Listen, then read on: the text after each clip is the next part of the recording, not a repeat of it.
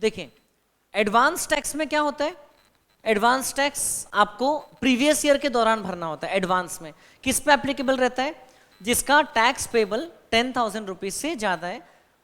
और कौन बच जाता है, senior citizen who are not having any income from business profession head, उनको जरूरत नहीं है। बाकी सब पे एडवांस टैक्स एप्लीकेबल रहता है। बट उसमें है कि जो 44 AD या 44 ADA वाले असेसीज हैं उनके लिए एक ही इंस्टॉलमेंट है 100% वाला 15 मार्च को, और जो बाकी सब है उनके लिए 4 इंस्टॉलमेंट्स है। 15 जून, 15 कौन सी 15 जून, 15 सितंबर, 15 दिसंबर और 15 मार्च। अब इसमें है कि आपको टैक्स पे करना है, राइट, इन 4 इंस्टॉलमेंट्स। पहली इंस्टॉलमेंट में कितना क्यूमुलेटिव टैक्स पे करना है, हाँ 15% of the estimated tax liability. Second instalment में क्यूमुलेटिव 45 हो जाना चाहिए, तो जो ऑलरेडी पे कर दिया है उतना एडजस्ट कर सकते हैं, बराबर है। थर्ड इंस्टॉलमेंट में 75% और फोर्थ इंस्टॉलमेंट में 100%, इतना हम लोगों को पे करना होता है ऑफ द एस्टिमेटेड टैक्स। अब फ्यूचर में जाके पता चला कि हमने जो टैक्स पे किया वो एक्चुअल टैक्स से कम है, तो फिर हम लोग वो 31 मार्च के पहले भी पे कर सकते हैं एडवांस टैक्स के रूप में। लेकिन अगर फिर भी नहीं किया तो फिर इंटरेस्ट लगना शुरू होता है। Now there are 2 interest which are applicable in respect of advance tax. एक है 234C जो इंस्टॉलमेंट्स के डिले पे लगता है, और दूसरा है 234B। ओके, 234B जो कि किस में लगता है, 234B जो कि ईयर एंड के बाद जितना डिले हुआ है उस पे लगता है ना। टोटल एडवांस टैक्स जितना पेबल था उसमें से जो शॉर्टफॉल है। तो अब 234C पहले इंस्टॉलमेंट में कितना लगता है, 3%, 1% पर मंथ फॉर 3 मंथ्स। दूसरे इंस्टॉलमेंट में जितना शॉर्टफॉल है उस पर कितना लगता है, 3%। तीसरे इंस्टॉलमेंट में जो शॉर्टफॉल है उस पर भी 3%। चौथे इंस्टॉलमेंट में 1%, 3331, बराबर। शॉर्टफॉल देखते हैं। पहले इंस्टॉलमेंट में अगर आपने 45% पे करना, सॉरी 15% पे करना चाहिए था, लेकिन आपने एटलीस्ट 12% पे कर दिया है आपके रिटर्न इनकम का, रिटर्न इनकम पे टैक्स का, तो चलता है, तो इंटरेस्ट नहीं लगेगा। सिमिलरली सेकंड इंस्टॉलमेंट में कितना करना चाहिए था, 45% वैसे करना है, लेकिन अगर आपने 36% तक कर दिया है तो भी क्या नहीं होगा, तो भी उस केस में इंटरेस्ट नहीं लगेगा। थर्ड में 75 करना ही पड़ेगा, नहीं तो इंटरेस्ट लगेगा। और फोर्थ में 100% रिटर्न इनकम पे कैलकुलेट होता है 234C वाला इंटरेस्ट।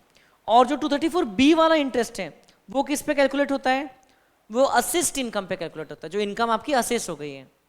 234B मतलब कि 31 मार्च 2023 तक, प्रीवियस ईयर के एंड तक आपने जो टैक्स पे कर देना चाहिए था 100% अभी तक के, फिर बाद में आपका लेकिन असेसमेंट हुआ और पता चला कि एक्चुअल टैक्स तो ज़्यादा है, आपने अभी तक कम पे किया है, तो जो शॉर्टफॉल है उस पर आपको आगे के महीनों पे 1% पर मंथ के लिए इंटरेस्ट देना पड़ता है फॉर द शॉर्टफॉल।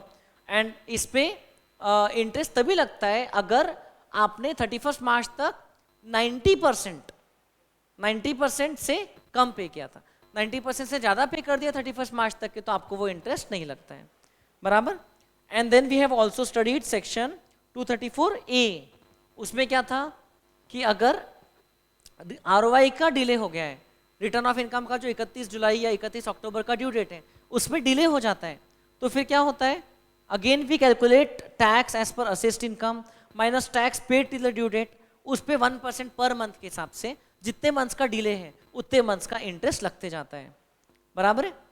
फिर और क्या है यहाँ पर, अगर टोटल इनकम में कैजुअल विनिंग्स या तो फिर business income for the first time या कैपिटल गेन या डिविडेंड इनकम है अदर देन 222E, तो ये केस में क्या होता है, अगर ये इनकम आपको साल के बीच में कहीं हो रही है, से 2 इंस्टॉलमेंट के बाद हो रही है, तो पहले 2 इंस्टॉलमेंट के लिए आपने ये इनकम को कंसीडर नहीं किया था तो चलता है, तो 234C का इंटरेस्ट पहले 2 पे नहीं लगेगा, प्रोवाइडेड आपने आगे की थर्ड और फोर्थ इंस्टॉलमेंट में उसको इंक्लूड करके उस पर टैक्स भर दिया है।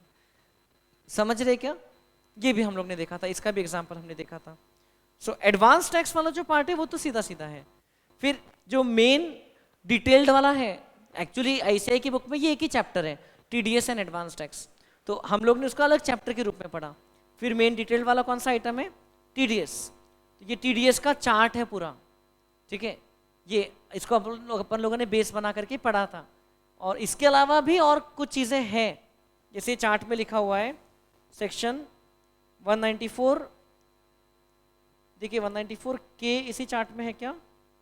हाँ इसी चार्ट में, लेकिन इसके अलावा 194 पी और क्यू इसके अलावा है, और 194 आर, मतलब कि 24 प्लस 3 27 सेक्शंस टीडीएस के हमको पढ़ने का मौका मिलता है इस लेवल पर, और उसके अलावा टीसीएस के भी कुछ सेक्शंस, और इन दोनों की बहुत सारी थियरी, इतना सारा अपने को पढ़ने का मिलता है। अब टीडीएस में क्या होता है, देखिए आप इसको कैसे याद रख सकते हो, मैंने आपको क्लास में भी समझाया था। हम लोग इसकी ग्रुपिंग्स करेंगे जो जो साथ साथ में एक जैसे हैं। तो जैसे यहाँ पर भी मेरे कुछ कलर्स वगैरह मार्क्ड हैं, जैसे एक हम लोग क्या कर सकते हैं, 194 ACHIJ, ये जो 5 होते हैं, ये पांचों में who is the person liable to deduct tax, तो वो पर्सन कौन होता है, देखो लिखा है all except IHOF AOP BOI less turnover, मतलब क्या, जिनका कोई कोई इंडिविजुअल HOF है जिसका पिछले साल का टर्नओवर बिजनेस के केस में 1 करोड़ से ज़्यादा नहीं है, या प्रोफेशन के केस में 50 लाख से ज़्यादा नहीं है, तो उनको ACHIJ 194 ACHIJ में TDS डिडक्ट करने की ज़रूरत नहीं है, ठीक है। अब 194 A किसके लिए है, इंटरेस्ट के लिए है, 194 A interest other than securities interest. 194 C किसके लिए है, देखिए पेमेंट टू कॉन्ट्रैक्टर। H किसके लिए है, कमीशन। I रेंट यहाँ पर लिखा हुआ है, and J professional fees, royalty, technical fees etcetera.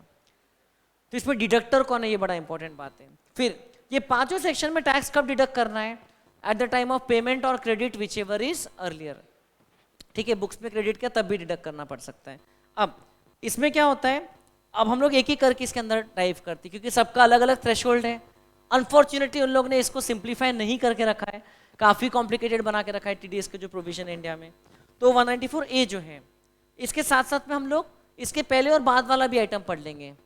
क्या लिखा हुआ है, 193 interest on securities, 194 A interest other than interest on securities, 194 dividend, and 194 के income from mutual fund units, क्योंकि अब उस पर भी डिविडेंड, उस पर भी टीडीएस एप्लीकेबल हो चुका है। तो क्या है, देखिए इसमें सब में 10% का रेट एप्लीकेबल होता है, कॉमन बात है। ये चारों में है ना, दिख रहा है आपको स्क्रीन पे, जो सीरियल नंबर 3, 4, 5, 6 है, चारों में 10% का रेट है। फिर इंटरेस्ट वाले में क्या थ्रेशोल्ड है, बैंक अगर पे कर रहा है तो 40,000, और अगर वही सीनियर सिटीजन को पे कर रहा है तो 50,000। बैंक कौन सा इंटरेस्ट पे करता है तो टीडीएस एप्लीकेबल हो सकता है, एफडी का इंटरेस्ट, फिक्स डिपॉजिट या रिकरिंग डिपॉजिट का। सेविंग अकाउंट का इंटरेस्ट पे टीडीएस एप्लीकेबल नहीं होता है, ठीक है। उसमें भी बैंक को, क्योंकि बैंक के पास कोर बैंकिंग सॉफ्टवेयर रहता है, तो पूरी ब्रांचेस का टोटल देखना है क्लाइंट वाइज, ओके। वो क्लाइंट की पूरी ब्रांचेस में टोटल इंटरेस्ट का पेमेंट कितना हुआ है, ठीक है। If it exceeds ₹40,000 for normal person and 50,000 for senior citizen, तो ये बैंक को उनका टैक्स काटना है 10% पे, और बाकी केसेस में 5,000 के ऊपर का इंटरेस्ट है तो टैक्स डिडक्ट करना है। देन सेक्शन 193 में सिर्फ डिबेंचर इंटरेस्ट अगर इंडिविजुअल एचएफ को मिलता है तो 5,000 का थ्रेशोल्ड है। 194 में डिविडेंड, अगर कोई कंपनी दे रही है 5,000 पर एनम से ज़्यादा तो टीडीएस उनको फ्री काटना है। वैसे ही इनकम फ्रॉम म्यूचुअल फंड और यूटीआई यूनिट्स 5,000 पर एनम से ज़्यादा है तो टीडीएस काटना है। तो बस इतना ब्रॉडली चारों का ध्यान रखना है ना, ये एक सेट हो गया। देन जो 194 सी है वो अपने आप में अलग है, पेमेंट टू कॉन्ट्रैक्टर और सब कॉन्ट्रैक्टर। इसमें अगर इंडिविजुअल को पे किया तो 1% का रेट है, इंडिविजुअल एचएफ को किया तो, और अगर अदर्स को किया तो 2% का रेट है, बराबर। इसमें क्या लिखा हुआ है कि रेसिडेंट होना चाहिए, रेसिपिएंट, यस, ये तो पहले वाले में भी था। और अगर पर्सनल पर्पस के लिए पेमेंट किया या स्मॉल ट्रांसपोर्टर को पेमेंट किया जिसके पास 10 से ज़्यादा गुड्स कैरेजेस नहीं है तो उसका टैक्स डिडक्ट करने की ज़रूरत नहीं है। 194 सी, इसमें कॉन्ट्रैक्ट फॉर वर्क आता है, जिसमें और भी बहुत सारे टाइप के वर्क्स कवर्ड होते हैं, एडवर्टीजमेंट, ब्रॉडकास्टिंग, टेलीविजन राइट्स, ठीक है, doing some work as per the specification of the buyer, है ना, on the material supplied by the buyer. Buyer ने कुछ मटेरियल दिया है, उस पर आपने काम करके उसको दिया है, that will be contract for work. लेकिन आपने खुद के मटेरियल पे काम करके बायर को कुछ दिया है कस्टमाइज्ड, तो वो कॉन्ट्रैक्ट फॉर सेल हो गया, उस पर टीडीएस एप्लीकेबल नहीं रहता है। देन 194 एच, डी और जी, ये साथ में पढ़ते हैं अपन, कमीशन वाले हैं। डी 194 डी क्या है, इंश्योरेंस कमीशन, और जी क्या है, लॉटरी टिकट वाला, लॉटरी एजेंट वाला कमीशन। तीनों में कॉमन बात क्या है, अच्छी बात क्या है कि 5% का रेट है और 15,000 का थ्रेशोल्ड है, बस उतना ध्यान रखना है। देन 194 आई और IB दोनों रेंट के हैं, लेकिन दोनों बहुत अलग ऑपरेट होते हैं। 194 आई में लैंड बिल्डिंग पे 10% का रेट है TDS का, और प्लांट मशीनरी पे 2% का रेट है, दिख रहा है। और 194 IB जो है वो लैंड बिल्डिंग पे ही एप्लीकेबल है। उसमें डिडक्टर कौन है वो इंपॉर्टेंट है। डिडक्टर कौन है? ऐसा इंडिविजुअल है HUF जिस पे 194 आई एप्लीकेबल नहीं है, मतलब इंडिविजुअल HUF जिसका टर्नओवर बिजनेस में भी 1 करोड़ से ज़्यादा नहीं है एंड प्रोफेशन में 50 लाख से ज़्यादा नहीं है, या हो सकता है वो सैलरीड एम्प्लॉईज हैं, उस हेड में इनकम ही नहीं है, समझ रहे क्या। और अगर वो रेंट 50,000 पर मंथ से ज़्यादा दे रहा है तो 194 आई भी एप्लीकेबल हो जाता है। नॉर्मल 194 आई में थ्रेशोल्ड कितना है? 2,40,000। उस रेंट में सब कुछ इंक्लूड होता है, फैसिलिटीज का चार्ज वगैरह वगैरह, बस GST इंक्लूड नहीं होता है। लेकिन 194 IB में 50,000 पर मंथ का थ्रेशोल्ड है, बहुत बड़ा थ्रेशोल्ड है। 194 आई में आपको कब कब टैक्स डिडक्ट करना है? हर क्रेडिट या पेमेंट पे, है ना, विच एवर इज अर्लियर। और 194 IB में only in the case of last instalment. याद है क्या ऐसा कुछ? अगर आपका कॉन्ट्रैक्ट ही साल के बीच में खत्म हो रहा है तो लास्ट, और नहीं तो फिर 30 जो मार्च वाला इंस्टॉलमेंट है उसमें, ठीक है। अगर पैन प्रोवाइड नहीं किया सामने वाले ने तो TDS हायर रेट पे लगता है। कितना rate? 20%। Very good, section 206AA I think. तो पैन प्रोवाइड नहीं किया तो, लेकिन ये वाले केस में क्या होता है, पैन प्रोवाइड नहीं किया तो मैक्सिमम जो TDS it will be restricted to the last month's rent, ये कुछ। देन सेक्शन 192 और 192A ये जो स्टार्टिंग के थे ये छूट गए थे। सैलरी के केस में क्या होता है, जो एवरेज रेट ऑफ टैक्स निकालते हैं, सैलरी पे जो टैक्स आ रहा है एवरेज रेट निकाल के मंथली बेसिस पे employer is suppose to deduct the tax. अगर बेसिक एग्जेम्पशन लिमिट के अंदर ही जा रही है सैलरी तो फिर टेंशन नहीं है। और pre mature withdrawal from RPF अगर रहता है, रिकॉग्नाइज्ड प्रोविडेंट फंड से 5 साल के पहले विड्रॉल कर लिया, तो फिर जो फंड से पेमेंट हो रहा है, पेमेंट के वक्त इसमें टैक्स डिडक्ट करना पड़ता है ना। कुछ कुछ जगह पेमेंट के वक्त है, सैलरी में भी पेमेंट के वक्त है टैक्स डिडक्ट करना है। थ्रेशोल्ड है 50,000, TDS का रेट है 10%, ठीक है। अब इसमें देखिए 194B और BB, winning from lotteries, crossword puzzle, winning from horse race, 194B and BB 10,000 का थ्रेशोल्ड है, 30% का TDS रेट है। रेसिडेंट या नॉन रेसिडेंट दोनों के लिए एप्लीकेबल है। बाकी बहुत सारे प्रोविजन सिर्फ रेसिडेंट के लिए आप अगर ध्यान से देखोगे तो। Then this one is important, 194J, इसमें 5 टाइप के पेमेंट है, professional fee, technical fee, royalty, non compete fee, director fee. पांचों पेमेंट में खुद का थ्रेशोल्ड लगता है। इनफैक्ट डायरेक्टर फी में तो थ्रेशोल्ड भी नहीं लगता है, बाकी चारों पेमेंट में 30,000 का थ्रेशोल्ड लगता है। उसके ऊपर पेमेंट गया तो ही टैक्स डिडक्ट करना है, ट्रांजेक्शन वाइज नहीं, total aggregate year wise per annum, बराबर। इसमें भी अगर पर्सनल पर्पस के लिए पेमेंट किया, जैसे कोई डॉक्टर को सर्जरी के लिए पेमेंट किया पर्सनल नेचर का, तो उसमें TDS डिडक्ट करने की जरूरत नहीं है, ऐसा इसमें लिखा हुआ है। इसमें रेट नॉर्मली 10% है, अगर टेक्निकल फी वाला केस है तो 2%, पे अगर कॉल सेंटर बिजनेस में तो 2%, ऐसे कुछ उसके एक्सेप्शंस हैं, है ना। ये चार्ट्स वगैरह भी इसके हम लोग ने बनाए हैं क्लास में, है ना। कुछ नोट्स आप लोग लिखते थे क्या नोटबुक में, ये जो अपन लोग डिस्कस करते थे, है ना। 194J जिसमें 5 पेमेंट्स कवर्ड थे, 194J, है ना। ये 2% का rate, royalty in respect of films में भी 2% का TDS का रेट है। ऐसा आपको TDS में क्वेश्चन जनरली कैसा पूछेंगे, केस दे देंगे और बोलेंगे कि determine the applicability of TDS। तो इफ एप्लीकेबल आपको लिखना है यस, फिर रेट लिखना है, क्योंकि थ्रेशोल्ड बताना है कि इससे ज़्यादा है इसलिए एप्लीकेबल है, और रेट लिखना है और अमाउंट ऑफ TDS लिखना है। अगर एप्लीकेबल नहीं है तो क्यों एप्लीकेबल नहीं है लिखना है, और in any case section number का मेंशन करना है ना, कि कौन से सेक्शन नंबर के थ्रू आपने इसका डिस्कशन किया। यहाँ पर दैट इज द प्रॉब्लम कि ठीक है सर हम बाकी तो भी याद रख लेंगे अंदर का, लेकिन सेक्शन, और वो भी इतने सारे 27 प्लस TCS के अलग प्लस इसकी थियरी अलग, तो ये बहुत ज़्यादा वास्ट हो जाता है। तो I can not blame you as a student for not doing it very well, but then ये है आपका सिलेबस ऐसा दिया है, what can we do. Then life insurance policy का पेमेंट जो होता है 194DA में एप्लीकेबल है, प्रोवाइडेड कि वो टैक्सेबल अमाउंट, अगर इनकम एग्जेम्प्ट है मतलब अगर प्रीमियम सम अश्योर्ड के परसेंटेज के अंदर ही था 10 या 20% के अंदर तो फिर टेंशन नहीं, अदरवाइज 5% पे टैक्सेबल है, 5% ऑफ इनकम लेस प्रीमियम, जो टोटल अमाउंट पेड हो रहा है माइनस अभी तक जो प्रीमियम पे किया था, 1 लाख का थ्रेशोल्ड है। देन ये दोनों एक साथ कर सकते हैं, कौन से, IA और LA। IA में क्या है, सेल और परचेस ऑफ इमूवेबल प्रॉपर्टी वाला केस है, तो जो बायर है उसको टैक्स डिडक्ट करना पड़ता है ना। इसमें थ्रेशोल्ड कितना है, 50 लाख का। इसमें क्या देखते हैं, दोनों कंसिडरेशन या स्टैम्प ड्यूटी वैल्यू 50 लाख के ऊपर है, दोनों में से जो भी ज्यादा है, सॉरी दोनों अगर ज्यादा है तो उस केस में TDS एप्लीकेबल होता है। If both are higher then 50 lakhs then TDS is applicable.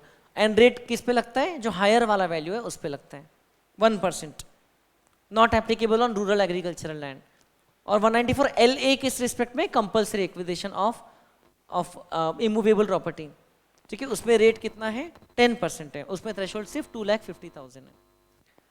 Then payment to non resident sportsman और एंटरटेनर 20% का रेट है, plus surcharge if applicable, plus health and education cess, बराबर। 194 EE not very important, payment from national saving scheme 2,500 के ऊपर 10%, बस उतना ध्यान रखो।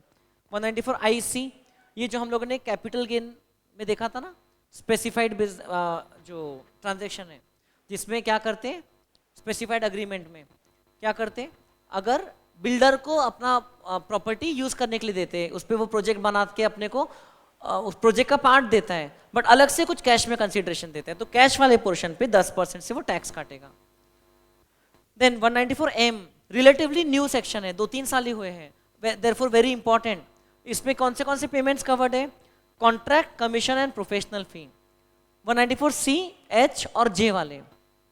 लेकिन तो उसके लिए तो वो सेक्शन था, यहाँ पे क्यों, तो यहाँ पे वो डिडक्टर्स कवर्ड है, वो पेयर्स कवर्ड है जिनका टर्नओवर बिजनेस में 1 करोड़ से कम था, या प्रोफेशन में 50 लाख से कम था, या बिजनेस प्रोफेशन था ही नहीं, तो जिन पे वो अप्लाई हो ही नहीं सकता।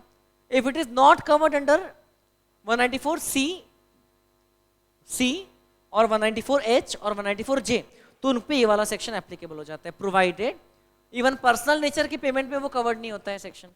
अगर 50 लाख पर एनम से ज्यादा का पेमेंट है, तो जैसे घर के कंस्ट्रक्शन का काम हो रहा है, कोई सैलरीड एम्प्लॉय का 50 लाख के ऊपर का पेमेंट कर रहा है वो किसी एक कॉन्ट्रैक्टर को, तो इन दैट केस उसको क्या करना पड़ेगा, 194 M में टैक्स डिडक्ट करना पड़ेगा at the rate of 5%, not applicable if the main section is applicable. Then 194 N, again इस पे बेस्ड रिसेंटली बहुत MCQs वगैरह बनाए ICAI ने पूछे हैं। क्या होता है इसमें, क्या देखते हैं हम लोग कि aggregate of cash withdrawal from the bank if it exceeds ₹1 crore, then क्या होता है, देन 2% के हिसाब से बैंक हमारा टैक्स डिडक्ट करेगी। It can be bank, cooperative bank और इवन पोस्ट ऑफिस। अब इसमें क्या और एक चीज क्या थी कि कोई पर्सन अगर रिटर्न फाइलिंग में डिफॉल्टर है तो उसके लिए तो 20 लाख का ही थ्रेशोल्ड रहता है, याद है क्या, 20 लाख से 1 करोड़ उसमें 2% का रेट है, और 1 करोड़ के ऊपर 5% का रेट है। Then 194 O, e commerce operator deductor है इसमें, ओके, ये किसका टैक्स काटेगा, जो ई कॉमर्स पार्टिसिपेंट है उसका, ठीक है, 5 लाख पर एनम से ज्यादा का अगर पेमेंट हो रहा है तो, ठीक है। इंडिविजुअल के केस में 5 लाख का है, बाकी केसेस में कोई थ्रेशोल्ड नहीं है, टैक्स काटेगा at the rate of 1%, 5% in the case of no PAN. At least जो रिसेंट वाले हैं ना, जो ये अक्षर के हिसाब से MNO और उसके आगे MNO PQR, ये वाले एटलीस्ट अच्छे से कर लेना है अपने को, ठीक है। ये इस पेज पे इतने सारे कवर्ड थे। देन 194 M, ये भी हो गया, N हो गया, डिस्कस हो गया अपना 194 N O। अब ये 194 P जो है, ये किसके रिस्पेक्ट, 194 N इधर था, ये देखिए यहाँ पर लिखा हुआ है ना, वी हैव डिस्कस्ड। अगर रिटर्न ऑफ इनकम का डिफॉल्टर है, पिछले 3 रिटर्न जो ड्यू हो चुके हैं, तो उसमें 20 लाख से 1 करोड़ पे 2%, 1 करोड़ के ऊपर 5%। देन कहाँ गया 194 P, जिसमें क्या होता है, सीनियर्स 75 ईयर्स के ऊपर वाले सीनियर सिटीजन को एक छूट दी गई है, P फॉर पेंशन बोल सकते हैं अपन। तो क्या होता है, जिनको इनकम सिर्फ एक तो पेंशन की हो रही है, लेकिन इनकम पेंशन की वही बैंक में होना चाहिए जिस बैंक में उनका डिपॉजिट है, और वहां पर उनको इंटरेस्ट मिल रहा है, तो वो बैंक के ऊपर क्या ऑब्लिगेशन है कि बैंक वो पर्सन का एवरेज रेट ऑफ टैक्स निकालेगी, उनका estimated tax upon estimated income after considering all deductions, और बैंक वो एवरेज रेट के हिसाब से उनको जो पेमेंट करेगी इंटरेस्ट का उस पे टैक्स डिडक्ट करेगी अंडर सेक्शन 194P 75 ईयर्स के ऊपर वाले सिटीजन्स को, और उन लोगों को फिर खुद का रिटर्न फाइल करने की जरूरत नहीं है, no need to file ROI under section 139 अगर ऐसा केस। लेकिन मान लो उनका बैंक में से फिक्स डिपॉजिट कोई दूसरे बैंक में है और पेंशन उनको कोई दूसरे बैंक में मिल रहा है, तो फिर ऐसा 194P एप्लीकेबल नहीं रहेगा। समझ रहे क्या ऐसा? देन और एक कौन सा आ गया था 194Q एंड 194R। 194Q जो है उसको हम लोग ने किसके साथ में पढ़ा था? 194Q उसका एक रिलेटेड TCS का भी प्रोविजन था 194Q, है ना, एक चार्ट बनाया था मैंने शायद उसका। ये अगर बायर का टर्नओवर पिछले साल का 10 करोड़ से ज्यादा है, मैं पहले 194Q के बारे में बात कर रहा हूं, तो वो सेलर को पेमेंट करते वक्त टैक्स डिडक्ट करेगा eight the rate of only 0.1%, provided उनका टोटल ट्रांजैक्शंस 50 लाख से ज्यादा हो रहा है साल भर में। ठीक है, मतलब बहुत बड़ा बायर है जो 50 लाख से ज्यादा एक से ही खरीदता है, तो खरीदते वक्त भी टैक्स डिडक्ट होगा, परचेस के वक्त, नॉर्मल परचेसेस पे। ओके, और सेलर ने पैन नहीं दिया तो 5% का TDS होगा। और अगर TDS एप्लीकेबल नहीं हो रहा है तो फिर सेलर को चेक करना पड़ेगा कि उसका खुद का टर्नओवर 10 करोड़ से ज्यादा है क्या, तो TCS एप्लीकेबल हो जाएगा 206C(1)(h। तो सेलर को क्या करना पड़ेगा? 0.1% से टैक्स कलेक्ट करना होगा। TCS में क्या होता है कि बायर के बिहाफ पे टैक्स कलेक्ट किया जाता है और वो अमाउंट बायर के बिहाफ पे जमा किया जाता है over and above the consideration value. Again वही 50 लाख के ऊपर का ट्रांजैक्शन वैल्यू है तो पहली प्रायोरिटी किसको मिलती है दोनों में से? पहली प्रायोरिटी अगर दोनों का टर्नओवर 10 करोड़ के ऊपर है तो TCS लगता है कि TDS? TDS लगता है। TDS एप्लीकेबल नहीं है तो TCS लगता है। समझ रहे हो? 194Q एंड देन जो एक लास्ट में जो इंसर्ट हुआ है कौन सा सेक्शन? 194R। 194R है ना आपके सिलेबस में? उसमें क्या दिया हुआ है? परक्विजिट वाला। अगर कोई पर्सन को बिजनेस या प्रोफेशन के कोर्स में उसको परक्विजिट प्रोवाइड कर रहे हैं तो परक्विजिट देते वक्त उसका टैक्स डिडक्ट करना है। ये 194R आपकी बुक में देखो, एकदम लास्ट एक अपडेट होगा। Yes, TDS in respect of benefit और perquisite in respect of business और प्रोफेशन। 20,000 रुपए से ज्यादा का अगर आप किसी को बेनिफिट या परक्विजिट दे रहे हो तो उसमें आपको उसका टैक्स डिडक्ट करना है। ठीक है, इसके ऊपर में बहुत डिटेल में एक पूरा सर्कुलर वगैरह आया है जो मैंने अमेंडमेंट वाले वीडियो में डिस्कस किया है कि इसमें क्या क्या इंक्लूड होता है, किस पे काटना है, किस पे नहीं काटना है। तो वही है, इसमें लेटेस्ट बोल के इन्होंने बहुत सारे पिछले 3-4 साल में इंसर्ट कर दिए हैं, और जो पहले के 5-6 इंपॉर्टेंट थे वो तो है ही। तो ऐसे करके 27 TDS के सेक्शंस। उसके बाद में देन TCS की अगर बात करें तो TCS में कितने सेक्शंस हैं? वैसे तो एक ही मेन सेक्शन है 206C, उसके अंदर में आप देख सकते हो क्या है, इतने सारे ये है सब सेक्शन है। 206C(1) ये वाले केसेस में टैक्स कलेक्ट करना होता है।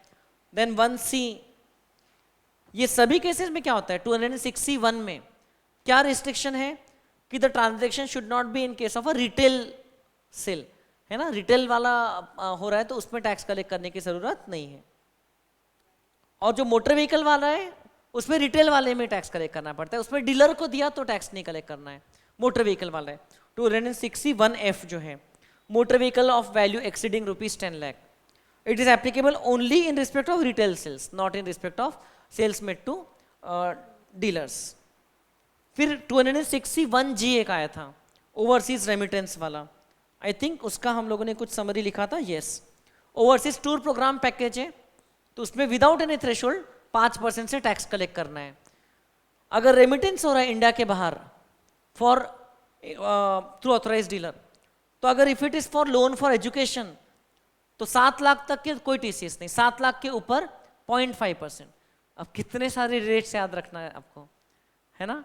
261H में 0.1% था, यहाँ 0.5% है, उसमें भी या ओवरसीज टूर प्रोग्राम में 5% है, उसमें भी अगर अदर देन एजुकेशन लोन वाला केस है तो 5% है, 0.5 की जगह 5 है।